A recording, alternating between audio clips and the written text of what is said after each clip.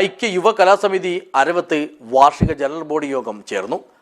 അംഗങ്ങളുടെ മക്കളിൽ ഉന്നത വിജയം നേടിയ വിദ്യാർത്ഥികൾക്കുള്ള അനുമോദനത്തോടു കൂടിയാണ് ഇത്തവണയും ഇവർ യോഗം സംഘടിപ്പിച്ചത്.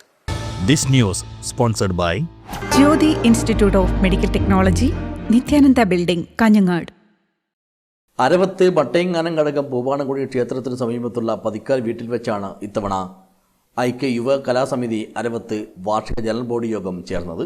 അംഗങ്ങളുടെ മക്കളിൽ കഴിഞ്ഞ അധ്യയന വർഷത്തെ SSLC +2 പരീക്ഷകളിൽ ഉന്നത വിജയം നേടിയ വിദ്യാർത്ഥികൾക്കുള്ള അനുമോദനത്തോടു കൂടി നടത്തിയ യോഗം പള്ളിക്കര ഗ്രാമപഞ്ചായത്ത് മെമ്പർ കാഞ്ചന ഉദ്ഘാടനം ചെയ്തു.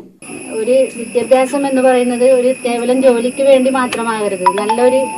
നല്ല അച്ചടക്കത്തോടുള്ള പൗരന്മാരായി വളരാനും അതോടൊപ്പം രാജ്യത്തിനും സമൂഹത്തിനും മാതൃകയായി കാണിച്ചു കൊടുക്കാനും നിങ്ങൾക്ക് കഴിയേണ്ടതുണ്ട്. ചടങ്ങിൽ P. നാരായണൻ അധ്യക്ഷനായി. യോഗത്തിൽ മുഖ്യാതിഥിയായി പങ്കെടുത്ത വിരലടയാള വിദഗ്ധൻ P. നാരായണൻ ബോധവൽക്കരണ ക്ലാസും എടുത്തു. കുട്ടികളെ വളരെ ആത്മവിശ്വാസത്തോടു കൂടി വളരണം എന്നതൊരു പ്രധാനപ്പെട്ട ഘടകമാണ്. പഠിക്കുക മാത്രമല്ല, പരീക്ഷകളിൽ ഉയർന്ന വിജയം നേടുന്നതിനോടൊപ്പം തന്നെ P. കുമാരൻ, മുൻ ward member Manikandan, Satheesh K. Pathikkal, Usha teacher, Sreedharan Pathikkal എന്നിവർ സംസാരിച്ചു. K. കുഞ്ഞികൃഷ്ണൻ സ്വാഗതവും മോഹനൻ നന്ദിയും പറഞ്ഞു. News bureau, Uduma.